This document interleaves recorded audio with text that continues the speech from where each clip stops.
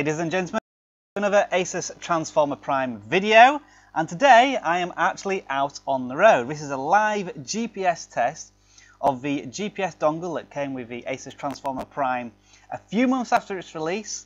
You saw in the other videos where I had to apply for one, make a wrap, and then actually receive the dongle. Well, beforehand I didn't have a chance to use it. I never thought I would use it, and to be honest, I'm using this only as a test demonstration in this video. But as you can see, the dongle is plugged in, and I'm using GPS test to show you that the GPS is working to a certain extent. It wasn't working fantastically well, but nevertheless I seem to be getting satellites, so I decided to test it with the application that I wanted to show you before, which was Nav3, which is a completely free application, and you can download maps onto the application and then use a GPS from your dongle, obviously, to work in combination with the maps that are already downloaded, so you don't have to connect it to the internet. But here is what I experienced when I first plugged in the Asus Transformer Prime. I expected that with the Prime being plugged in, it would be able to pick up the signal no problem, and the GPS would work absolutely fine as long as I was basically in the coach, which I was.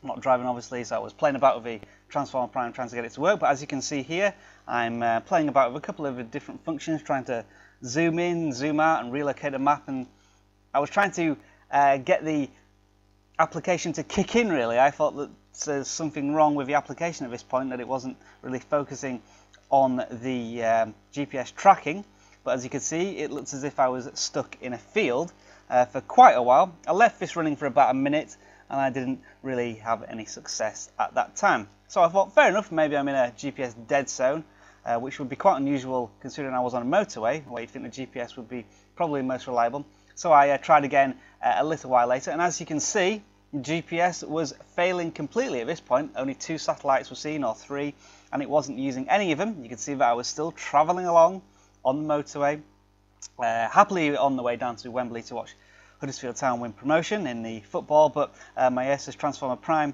was simply not wanting to work in terms of the dongle. What I did try later on was thinking that the dongle was on my lap and that was somehow interrupting the signal. Was I held the tablet up above myself, and I did start to get a few more signals, and as you can see in this demonstration now, all of a sudden I did pick up a few more signals, and all of a sudden 8 came into view, and it looked as if the Asus Transformer Prime was working again. But still, I'm not getting all the GPS fixes that I would expect, such as moving along at a certain speed, height, and so on. But nevertheless, I gave Nav3 another try, but as you can see, I'm still stuck in exactly the same place as I was before, which is not very good. And as you can see there, it said poor GPS. So it was quite clear that this live test was failing me quite badly. Now, I wasn't getting frustrated at this stage because, as I've said before, I very rarely, if ever, going to use a GPS in an actual real-world setting where I would actually need it to work. But just unfortunately, Asus seemed to have sent us a product that was intended to fix it, but the thumbs down there, and I wasn't particularly pleased. But I continued to persevere, and lo and behold, as you can see, it looks as if the map is now moving and the GPS is actually being tracked.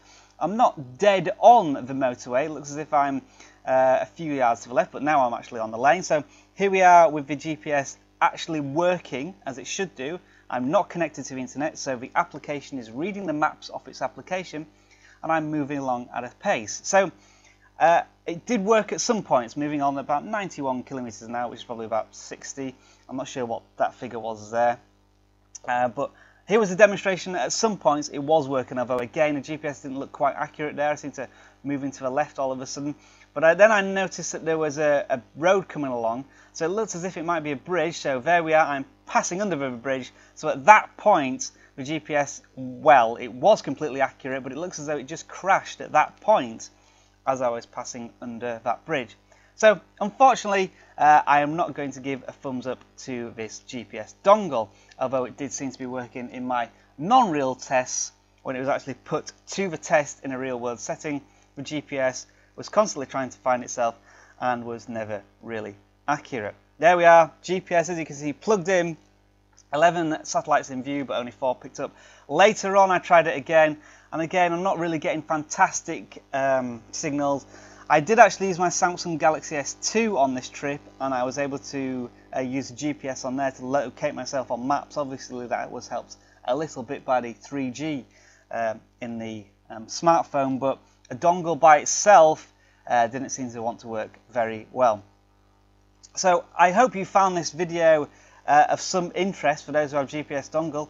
Again, you might have more better experiences than I have, but this pretty much confirmed that I will not use this dongle for any practical means because it just simply wasn't working. There we are. I'm still stuck in a field, although actually moving along in a field. It looks as though the GPS picked itself back up again there, but it was very sporadic.